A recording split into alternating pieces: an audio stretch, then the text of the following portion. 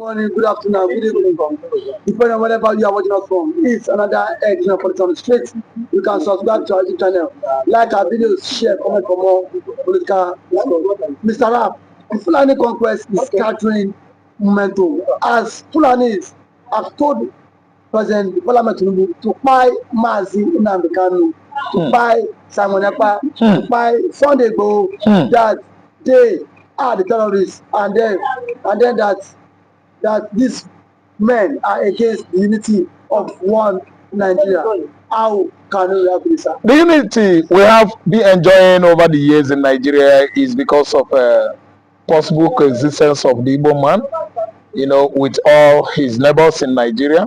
Neighbors, I mean, the Hausas, original Hausas, the Nukwe, the Gwaris, the Yorubas in the southwestern Nigeria, and other ethnicities along the Biafra coastal line.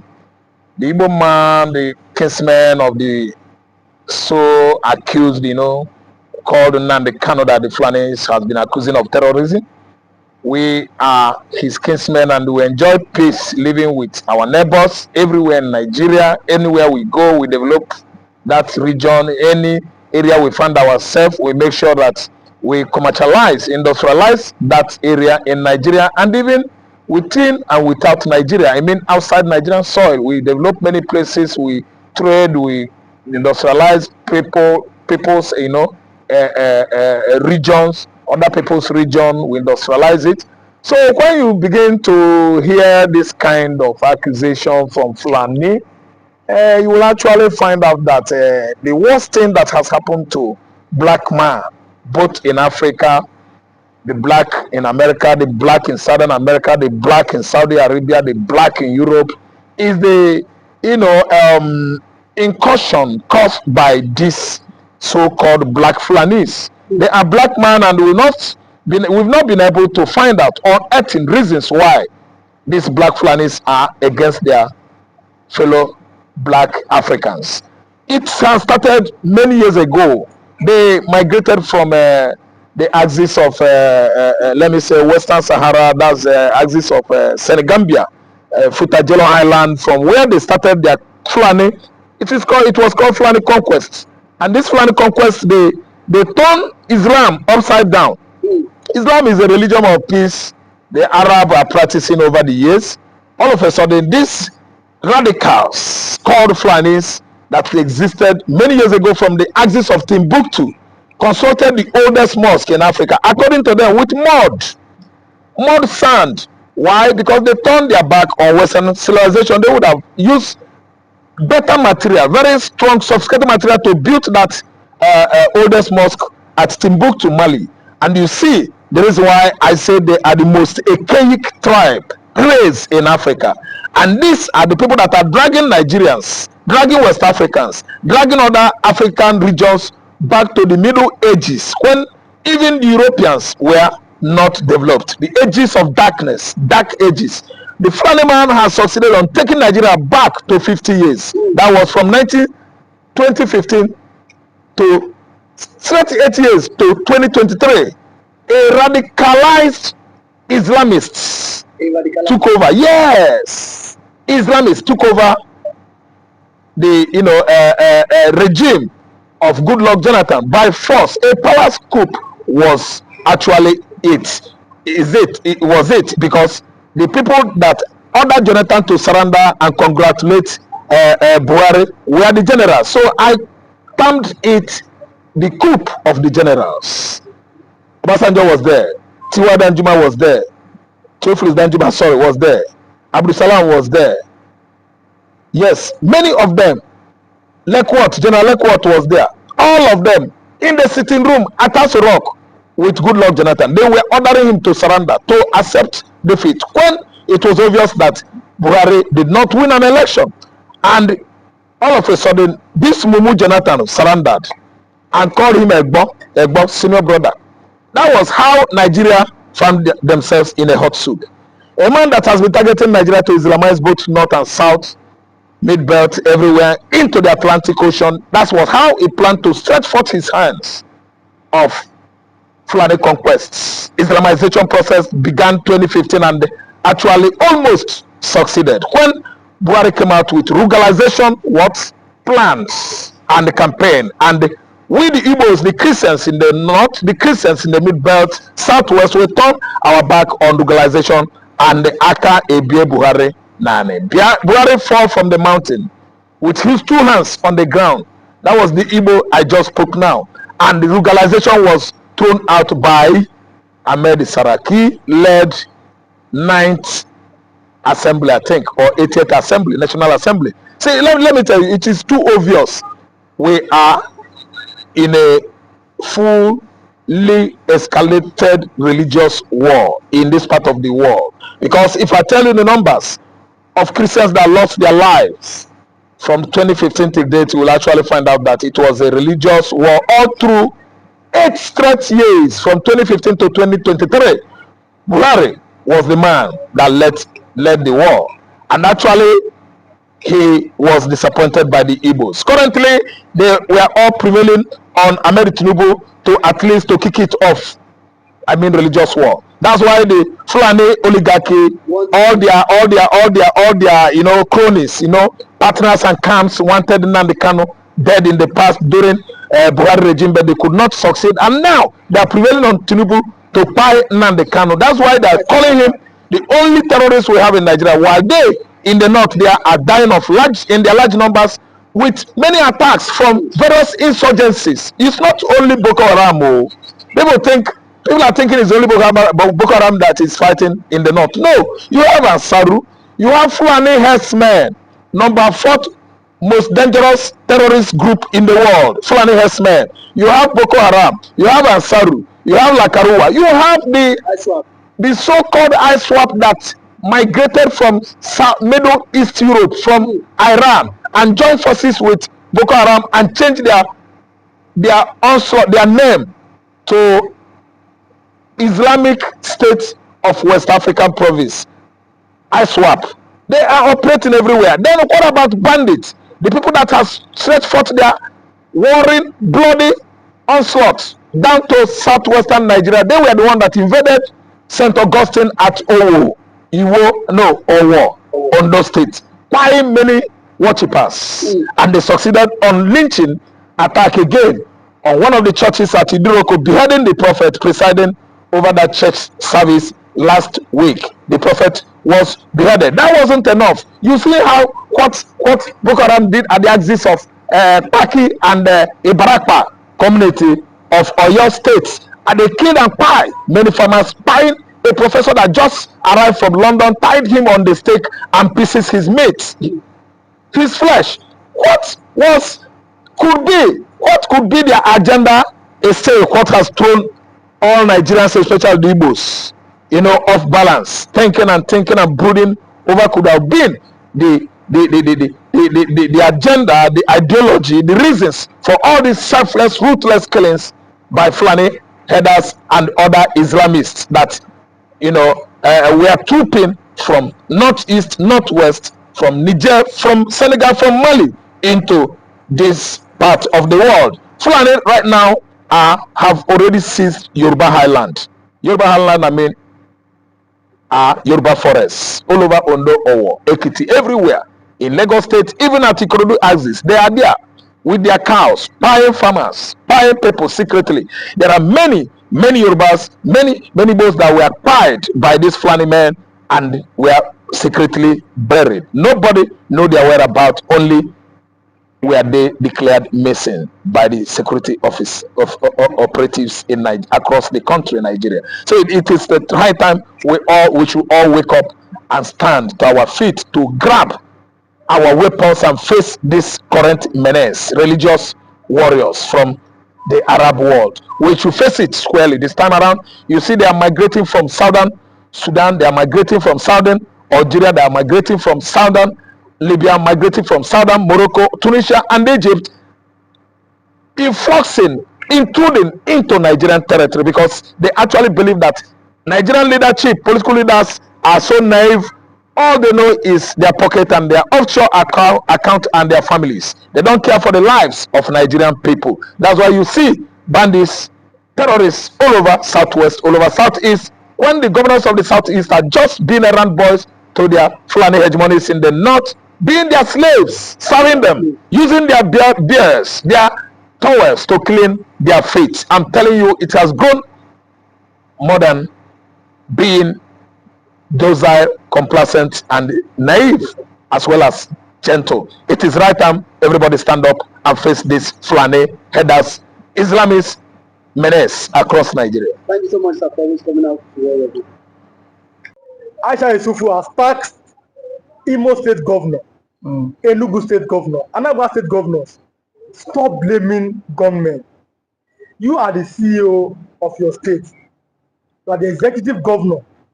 Now, since you go to Abuja to collect money, then take responsibility for the insecurity in your state. What do you have to say about it? Now, thank you for that wonderful question. I think being the governor of the state, you have every power for you to make sure that you get security votes from the federal government. By so doing so, what are the governors doing with this money? Stop coming out to tell the people that there is insecurity in my state and that unknown government have been killing. The government need to take action and put an end to all this and stop apportioning blames. The people you are apportioning blames to are the people who their lives and properties are entrusted in your hand as the chief security officer of the state. So for a governor to come and start telling people that there is insecurity in my state, I think to me the governor need to stand up and then act now, because every now and then allocation is being shared for you, security vote is being given to you, and you have the mandate. The primary function of government is to protect life and property. Yes. So if you cannot protect life and property, then why are you the governor? Well, some have said that the governors have no power over the military. That it's only the president as the commander-in-chief of the armed forces. What do you have to say about that? The governor does not have power over the military. That is true. But see, the question is that can the governor summon military chiefs in their states, I mean the division's commander, to sit and dialogue for a way forward? The answer is yes. So if we can do that, so indirectly it still has power over the military. Now when it comes for security meeting, don't these men don't these guys attend in his various place? They do. So the president should not come and say that he does not have the governor should not come and say he does not have power. We still have killings in Imo State, Enugu State, and some other states. For how long can we continue in this path? The people are scared of their lives. The people cannot even access government, access those who they claim to be what?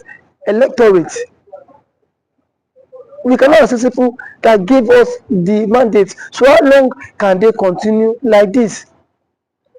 So I think the government of these states on their own, they need to up their games. You must up your games as a governor if you don't want to be sacked come 2027. But there's always been this fear that the votes of Nigerians does not count, and that is why our elected officials are acting this week. That as soon as our vote is counting, they will sit up knowing that if I don't perform, no second term for me. Do you agree with that statement? Our vote does not count. I cannot say if our vote count or not, because I have not conducted any election. So what I'm to say is that people have lost confidence in the INEC.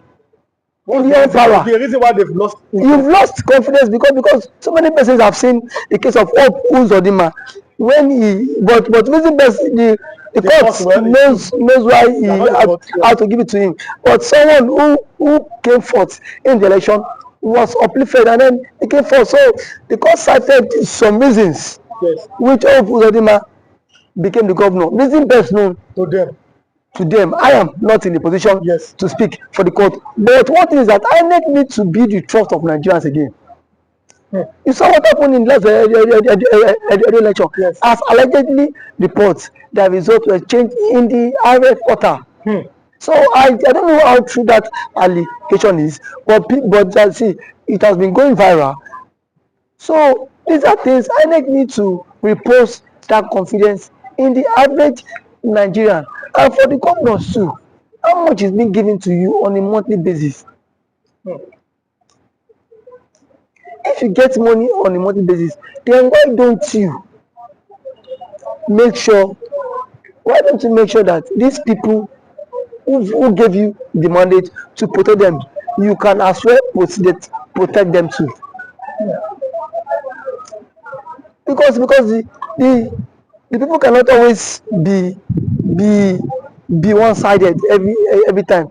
The people need to benefit from dividends of democracy, and when they have to benefit from the dividends of democracy is by what? By what? By inclusive governance. The people need to feel the government impact. Not every time you come on here and say on government has attacked the people, you come and start creating fear. These governments are even creating fear in the life of the ordinary man. We've seen the governor of Enugu State who has declared that Monday is no longer a sit-at-home in Enugu State. When people are saying that, you are saying that as because you're the governor. Can you come and secure our lives? I mean, the other people, because you see this sit-at-home every Monday. Some are doing it maybe out of respect for nnamdikanu, but some are doing it out of fear. It is two ways. People are telling the governor, please find a way to secure that police cannot be everywhere. What do you think? Because sit at home every Monday, it might be affecting the economic activities in the southeast. What do you think that the governor can do, or the governors in the southeast can do? Thank you very much. I think sit at home every Monday is a commensurate to honor the Mazi Nnamdi who has been in incarceration for 4 years now and still counting. But what I want to say is that when there is a conflict in the land, the president himself needs to address this issue of Kanu. Let Kanu issue be settled out of court. If what Kanu is the son of the president, as a son, you can go, you can have a different view or different ideology and philosophy from what your father had. But why can't you, as a father, have you reached out to Kanu himself? And what I felt that the president ought to have done was, why Kanu was in decision, go and meet, let them bring Kanu to you, DSS. Sit down with Kanu, have a round table discussion with him. But do you think that's possible? Because we saw Buhari could not freedom. Buhari is different. See, so, these are two different people. Yes. If you want the security apparatus cannot be everywhere, and these guys are what? Overstretched. Yes. These guys are also overstretched. So the president is the father of the nation. Yes. Since the president is the father of the nation, he should at least reach out to this guy, even to the Ohanes in Igbo. Whenever he will want to invite some Igbo politicians and some Igbo stakeholders to sit on a round table and discuss with Kanu. You have conditions, give him the conditions. Send it to him. Because you see, this is the only way this thing about marginalization can stop. And the truth of our matter is that the Igbos are heavily marginalized in the country. And that is what, and that has breed a whole lot. But do you think that giving them an opportunity, or yes, that's an opportunity, or finding a way, consensus in 1999, Nigeria had a consensus on making a Yoruba man a president. In 2007, Nigeria had another consensus to make another man to be a president. Do you think that Nigeria finding a way or making a consensus to make an Igbo man the president is going to make that marginalization or the agitations go down in the south? Making an Igbo man be the president would at least work to some extent. It will help this issue of marginalization reduce a very long way, because if the Igbo man is the president, Peter Obi, you will not watch Peter Obi allowing nnamdikanu to languish in detention, even if, because that is his brother from his tribe. They are from same tribe. No, so why was Sunday IGBOHO released? It was let's go. Yes. So to some extent, it will help a long way. And as an Igbo man, he will speak in the language that the Igbos. Now I am one of your sons. You Yes. don't have any right to agitate. Yes. So that will help them. It will go a very long way for them too. So I'm letting you go. I think we have like 1 minute. Okay. Now, South Eastern Governors Forum. What should be their next step? Southeastern Government Forum should at least make moves to meet with the president Yes. to put an end to all this. That is the only way. Because if there's no end to all this, all we hear is killing, and then we are not in support of all this killing. It is not good for the future of the country. It's not good for the future of the country. Okay. Thanks for coming. Thank you for always having me.